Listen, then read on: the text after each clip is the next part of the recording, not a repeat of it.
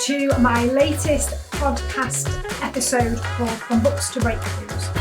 And I'm trying to uncover and to bring forward some of the things that are kept hidden and that drive our behaviours in a way that isn't necessarily the best thing for us and can actually cause us quite a lot of harm. I wanted to just think about the topic of self-help. And ironically, I know what I do is self-help. So you have to bear with me on this one because there's a reason that this topic is so important. Because we need to actually think about why it is that there is a multi-billion-dollar industry out there in self-help. Why do we all need self-help in the first place? And why is it that we are looking for other people to validate and provide us with that self-help? When you start to think about it, it all feels a little bit odd.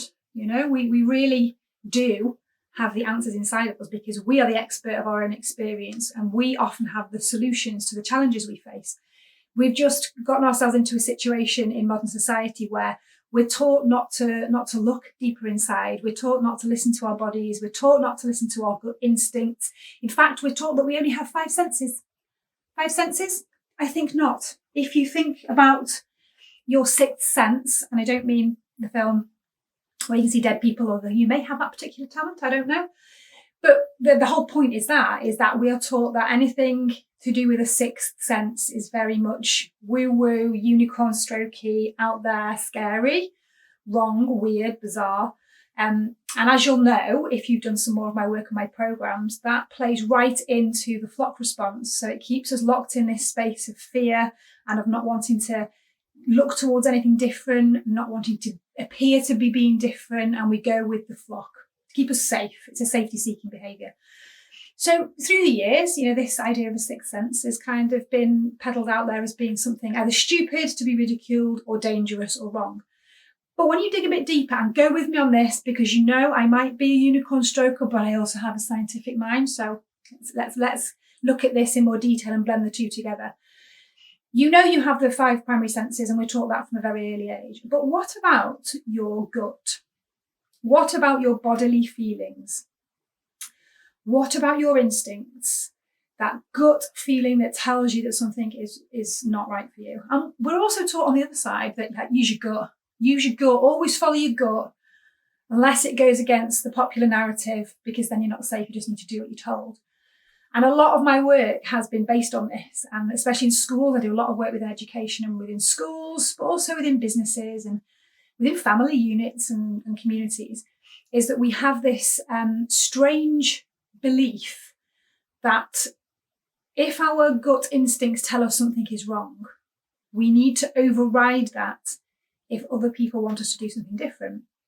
And it's so harmful and dangerous, really, really is, especially for like raging people pleasers like me. My own trauma drive is form response, people pleasing behaviour. And it's really at odds with the way that we live, because your body will tell you. You know this. You know when I'm speaking these words, you're probably going, actually, yeah, my guts. I feel sick when I have to do these kind of things. Or I've had that this week when I just felt that this was so wrong, but I haven't got a choice. I don't have a choice. I have to go along with what other people expect of me. Other people's perceptions of me are important. Can't rock the boat. Just anything for an easy life. Don't put your head above the parapet, all that stuff. And I get it. I understand that. I understand how it works. I've made it my business to look over the last decade into psychology and human behaviour. Fascinating topic as a species. We're just batshit crazy, honestly. But when you start to think about it in terms of your own life and the impact it has on your life, if you think about all of the times that you've done something that's gone against what you really feel in your body and how that's panned out, all the times that maybe you've made yourself ill, worrying about something or thinking about something that's just so at odds with your values and what's important to you or what you need, it's quite an interesting topic to consider. And it's the reason that we are all addicted to self-help trends. And my ironic position is, yes, this is what I do, and this is my life's purpose, my passion. But what I really want, and when I'm coaching, when I'm in a space of coaching, it's really difficult not ending up in these codependent relationships because everyone's just so broken and battered, and everyone needs things. And half of us are raging fixers from our own childhood traumas, and half of us are needing fixing because we don't believe we have any power. And it's just a recipe for disaster, isn't it? But once you dig out and you have that knowledge and you can start to process things a little bit differently and have a different filter on that, a different lens, you can start to adjust your behaviour and start to see, how things really are. And in the coaching spaces, when I'm kind of working with people, I think, I don't want to see you, with the greatest respect in the world. My driver is not financial, much to my detriment and my family's detriment. I realise that you need money. You need money to survive, and money's lovely, and I would like a lifestyle that I feel I deserve and my family deserve. But my main driver isn't, and never has been, how many zeros in the bank account. It just isn't. I'm trying to work on that. It is one of my blockages and one of my challenges and one of my own trauma responses and around self-worth. And you'll get it when you listen to or watch my story, and if you join me on some of my programs, you'll get it. But that being said, my passion is the effect and the ability to live out my purpose, which is to stand in my particular role in my community, pass on my wisdom. And that's what drives me. And that's what drives me to make this content and to get it out there. So in terms of coaching, Human Givings Institute, I've been doing some training with them, and their philosophies are great, sort of effective brief psychotherapy. I want you in and out in 4 sessions, 5 sessions maximum. I want to help you, give you some tools to uncover what the hell is going on, bring some stuff that's in the darkness into the light so that you're aware of it. My special superpower is shadow work. And then you can pop along on your merry way and live an amazing life. That's my purpose. I don't want to end up in relationships with people where I have to rely for the next 20, 30 years on having weekly therapy sessions so that you can pay my mortgage. That feels unethical. And I've spoken to lots of people in the industry, lots of psychotherapists, counsellors, psychiatrists, and the sort of older school methods. And it's so interesting. It's another topic, actually. I might do this as another topic and invite some of my friends in from the field.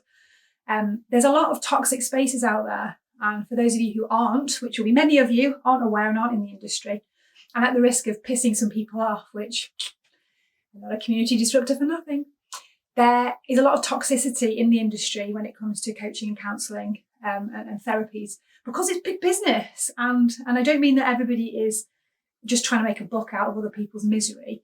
Some people are. There's some really unethical practitioners out there, but most people really, really want to be making a difference. However, we're in this danger zone of having something called countertransference. If people aren't doing their own shadow work and they're coming to the table with this trauma drive of being a fixer, and I've done training before with psychiatrists, really helping their field, who melt like a puddle in the corner when they have to do some inner work themselves.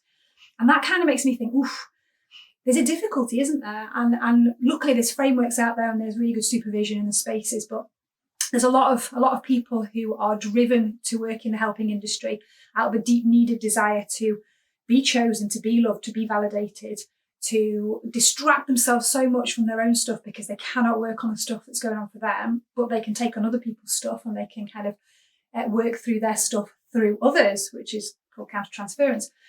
So I think there's a big business to be made out of this, and not everybody is aware that that's what's happening. I've done this myself, and it's part of my work to get out of that space, which is why I'm doing a lot of digital stuff now. Someone wants to pay you to come and have a therapy session or to come and do something to help them feel better. They feel better at the end of it. You feel great because you've done something valuable and they think you're amazing. Win-win, right? I don't know about that. I don't feel like it is. I feel like people shouldn't be miserable. People shouldn't be unhappy. People shouldn't be feeling so terrible that they need to look to somewhere or someone else to be fixed. And I think if we can get into this zone where we're all playing a part and there's no hierarchy, there's as little ego as possible, healthy ego, because ego is not a bad thing. Looking after yourself and protecting your identity is great, but healthy, balanced ego where everybody's status is recognised, everybody's contribution and part to play is valued and recognised, then we can actually all help and support each other. And it's in other cultures, if you look in other cultures, they deal with things very differently. And if somebody is struggling with their mental health, it's a very temporary thing. They're experiencing something and that will be supported, and then they will move on and experience something else. Whereas we tend to like to just slap labels, like, here, have a label, and you can carry that around with you forever. And you're probably going to end up with a few more because there's some more labels that go quite well with that one that we like. And there's also some really snazzy meds that go along with that label, which, I'm really sorry, but it makes us quite a lot of money. Controversy. And then there's also all these really good therapies out there. So if you have that label on you, then we've got a good if you make it a good 40, 50 years ahead, that we can all make some money and the economy will keep going round. So this is great. Why would we not put labels on people? Another topic that we're going to go through is labels. So when we have these labels that others impose on us or we impose on ourselves, we get stuck in this space and in this belief that this is who I am as a person. I'm an anxious person. I am a depressed person. I am a sad person. I'm an angry person. All those things. And then when that happens, then we think, well, I clearly I'm not good enough. This is who I am and I can't do anything about it. I don't have any control or any choice over this. Therefore, somebody else or something else is going to provide me with a solution to help me feel not so crap in my own body. Okay, following along, is that making sense so far? And when we operate this way and we have these two different things, the fixers and the things that can fix and the people who need fixing, we're in a really toxic environment. What we need tools, and we need trained people and people who are actively working on their own shit and really trying to keep the balance right to help shine a light on some of this stuff, teach people what's going on in their brains and their bodies, and provide some tools. You know, the whole teach a man to fish analogy, the metaphor. This is what we need more of, because then you light the touch paper for those people, and then they have their experience and they move through their experience and they have some tools to be able to use, and then they can pass it on to somebody else and light that touch paper. And that's, for me, a far more balanced and ethical and just better way to do things. And we all have to be able to sit in our own truth and take a step back when we need to. And I've had to do that a few times. Not feeling it at the moment. It's not an appropriate place for me to be out doing things because I need to have an experience right now. My body's telling me that something's not right and I need to learn and I need to grow. I'm going to tell you a story actually about a lobster, which we won't do that today. We'll do that another day, so you can look forward to that. But it's all around growth. So recognising what your body's telling you, thinking, no, something's not feeling right. My body's telling me something. My sixth sense, which of course we all have, is telling me that something's not right.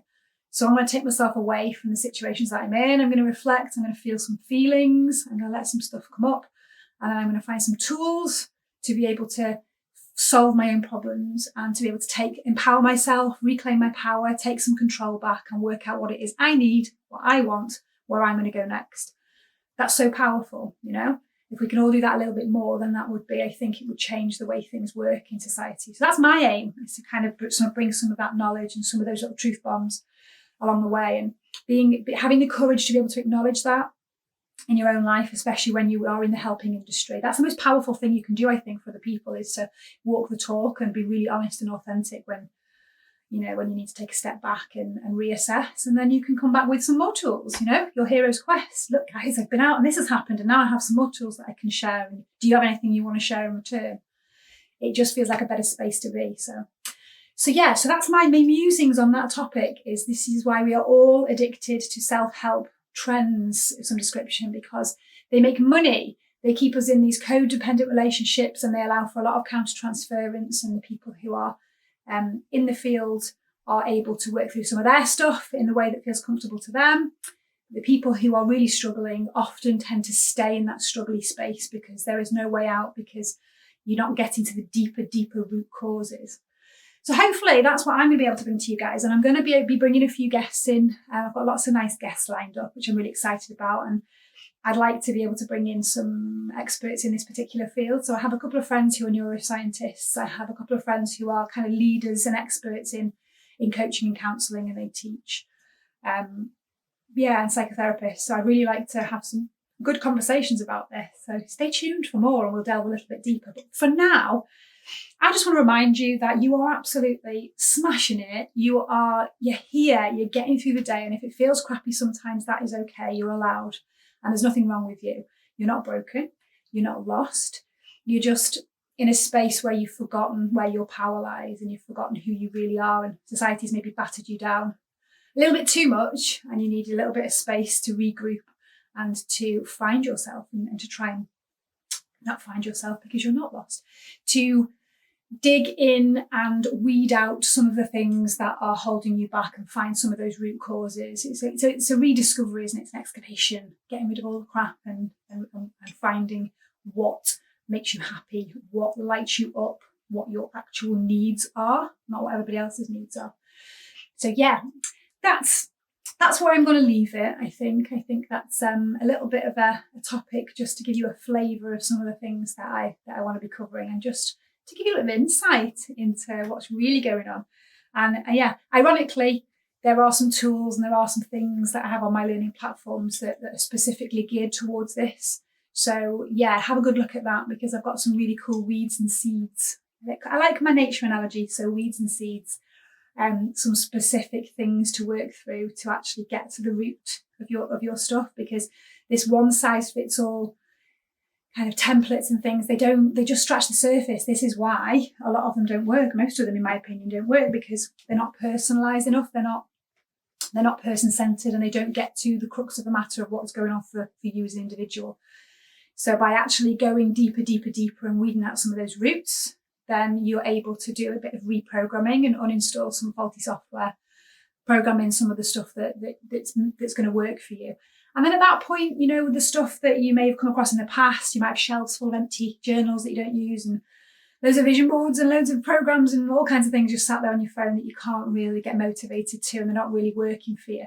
Once you've done a spot of weeding and you've got rid of some of the old stuff, then actually all of those tools, those kind of surface level tools, become really powerful, and you can then start to use them. It's like you're in your car and you've got your foot on the gas, but you're in neutral and you're really striving ahead, but you can't move because there's something stuck holding you back. You have to look at what that is. As soon as you weed that out and get rid of it, you're flying, Ferrari time. You can use all those tools and all the wisdom you've had before, and they'll start to work for you and start to move you forward. So yeah, that's my little musings for today. So I hope you have got some value out of that particular topic. I will be taking it further, but for now, jump on the Spotify playlist, because one of the things that you can do to help yourself feel better in real time is to have some feel-good tunes. So every one of my guests is going to start compiling some tunes, and I'd love to hear your favourite. If you have a real good feel-good tune that you want to add to the playlist, then get in touch and let me know, and we'll get it on there, and it'll just make you feel a little bit better. So I will see you in the next episode. Lots of love.